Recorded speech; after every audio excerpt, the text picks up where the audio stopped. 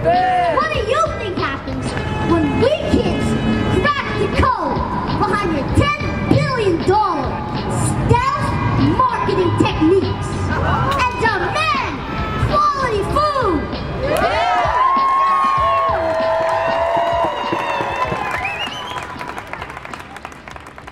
So you just gave a really, really good speech. Tell us, so what are some of the things that you talked about in your speech? Well, I talked about how the people think junk is food. Well, kids think junk is food, and they like it because it's tasty. But it's actually not healthy food. Is that? Yeah, but they actually don't like it. They're addicted. So you're trying to inform kids how to get off of the bad food? Yeah, but also parents too, because sometimes kids, they don't listen. And if I can't change them, then I can't change them. And that's their choice. My name is Mike Polzer. We're putting on the March Against Monsanto 2015 in Vancouver. This is now the third event we've put on, myself and my fiancée Lily. Why is it important to raise awareness about Monsanto? Well, they're kind of an evil empire, really. They've sort of infiltrated our food supply and without any labeling or anything. So it's tough for the everyday consumer to just go into the grocery store and know what they're eating. You know, you pick up a box of food, something that's processed, 80% chance that it's got some kind of genetically modified organism in it. Basically, they manufacture seeds and they also manufacture the pesticides to spray on the seeds, so it's greater profit for them. And what they do is genetically modify organisms, like our most popular crops, corn, cotton, etc., so that they're resistant to glyphosate. But what happens is over time, they need to use more glyphosate on their product, so it's a win-win situation for them. So they're actually making more money by using more pesticide and more GMO crops. And they've done many studies on the effects of glyphosate, how toxic it is, how glyphosate causes cancer, as well as GMOs.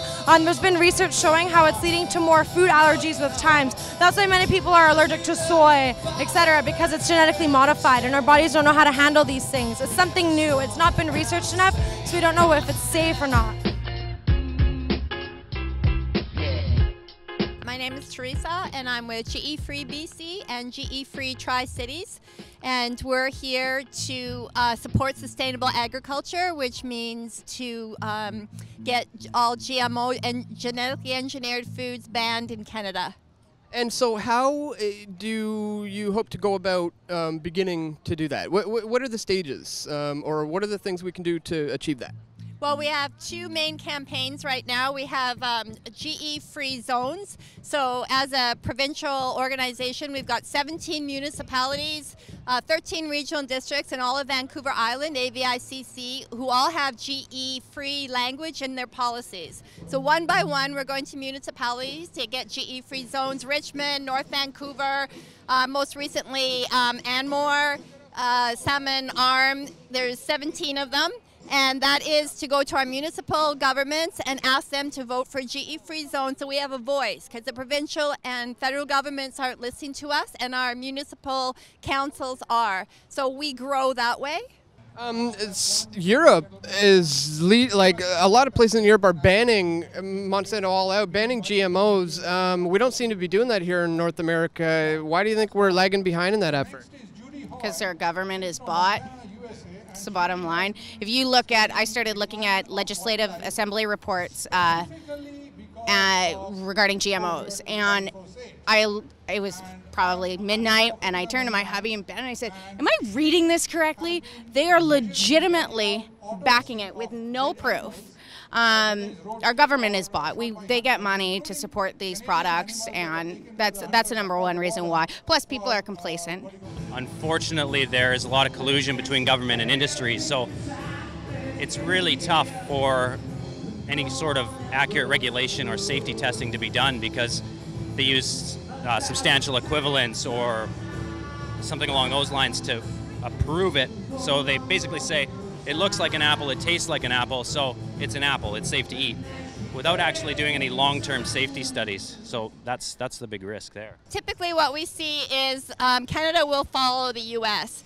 So in the early 2000s, GE Free BC and CBAN, which is our national organization, Canadian Biotechnology Action Network, they had thousands of signatures asking for GMOs to be banned. It was completely ignored. So now we do it one product at a time here in Canada. We have stopped the GMO wheat, the flax that was approved, it wasn't the flax, sorry. We have stopped products that have been approved that never made it to the market because of consumer rejection. And it's the GMO alfalfa that was approved, but it's never been in the marketplace, again, because of the consumers and the farmers. And now we have, with the apple, we have the retail campaign. We have almost 100 stores in BC alone, and it's now moving across Canada, where consumers are going to their stores and saying, we're afraid of buying an unlabeled GMO Granny Smith apple or Golden Delicious. We're asking you not to bring them into the store. So stores are taking pledges and saying, we won't sell the GMO Arctic apple. So we're taking it one product at a time. So is it kind of about non-compliance more so, saying, I don't want anything to do with this? Because I think a lot of people have an issue with, when we have a truly open free market, anyone, even organizations such as Monsanto, should be allowed to exist in a truly open free market, but people need to have the choice to be able to know if what they're getting is poison or not, right? So I guess what I'm wondering is, does it come down to, forcing them to have to label their food, or banning them to be able to exist altogether? Well, we think they should be banned altogether because of the contamination. Once it's in the environment, it can't be recalled. So this is a technology that actually changes nature. So from that reason, we think that it shouldn't just be labeled, it should be completely banned. And unfortunately, the agribusiness have convinced the governments that genetically engineered crops are substantially equivalent. And by doing that, they do not have to label them. I mean, you have to say how much sugar is in a product, but they don't have to label, and it doesn't have to be any safety testing. So it's quite outrageous that this is happening. Plus the control of the seeds. There's more and more control of the seeds. Farmers no longer can save seeds. Our biodiversity is disappearing. These same companies that are making the genetically engineered crops also own the majority of all the world's seed. They're buying up our seed, and it's basically, it almost sounds like a science fiction story, but they are after corporate control of our food system worldwide. So where do we go moving from here then? Maybe in the next few weeks, months, or even years from now? What are some things that average people can do to get involved? I think there's a lot you can do to get involved. They do these protests twice a year, so and I think it's important to be informed. Well, the main thing is your choices with food every day is shopping organic, shopping locally, doing the best that you can. The prices may be more expensive, but organic farmers actually have to work harder. They have to pay more to have their crops certified organic, and they don't get funding from the government, whereas regular crops subsidized. So it's not fair for organic farmers. So if you're really passionate about it, make sure you pay the price a little bit more, because it's worthwhile to buy organic food that is safe for you. More people need to be coming. Yeah, I agree. Yeah, it's a pretty good crowd, but I think we need more people as well. How do you think your speech went? Well, I'm not really sure because I have to watch it myself. I just do it and then watch it.